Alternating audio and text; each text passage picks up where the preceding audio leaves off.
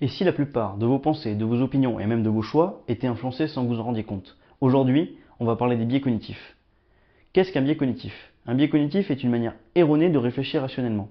C'est un vestige de notre évolution ou même une manière rapide de réfléchir pour agir. Mais si vous voulez vous poser et avoir plus de clarté mentale et réfléchir rationnellement, il faut prendre conscience de ces biais pour les éviter au maximum. Nous allons voir les 5 grandes familles de biais avec à chaque fois un exemple de biais et un exemple de la vie courante. Première grande famille de biais, les biais d'attention. On retrouve ici le fameux biais de confirmation.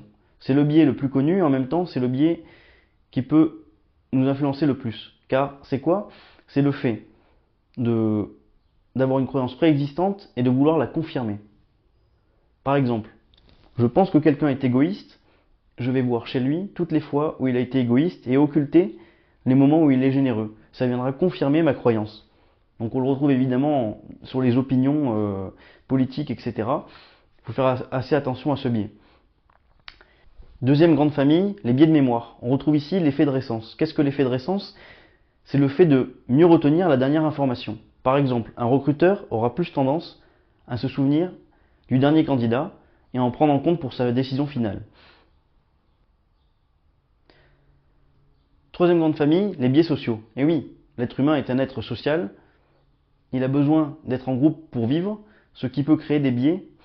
On va voir ici le biais de conformité. Qu'est-ce que le biais de conformité? C'est le fait de vouloir se conformer au groupe pour s'y intégrer, pour ne pas se sentir exclu. Par exemple, lors d'une réunion, tout le monde est d'accord sur une décision et vous ne l'êtes pas. Soit vous allez vous taire et ne pas l'exprimer, ou alors même changer votre opinion à propos de ce sujet pour vous sentir en conformité avec le groupe. Il faut faire attention à ce genre de biais puisque ça peut influencer à la fois vos choix ou même les choix des groupes auxquels vous appartenez.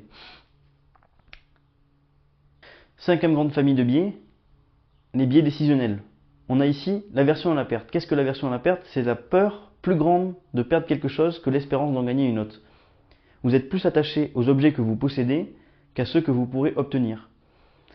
C'est pourquoi parfois vous restez dans des situations peu confortables dans lesquelles vous êtes familier par peur de perdre ce que vous avez déjà au profit d'une situation meilleure. Il faut faire attention à ce genre de biais.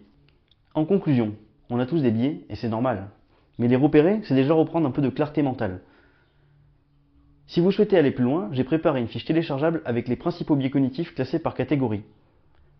Vous la retrouverez dans la description. Dans la prochaine vidéo, nous verrons comment ces biais peuvent être utilisés pour nous manipuler ou nous influencer sans qu'on s'en rende compte. Merci pour votre écoute, à bientôt!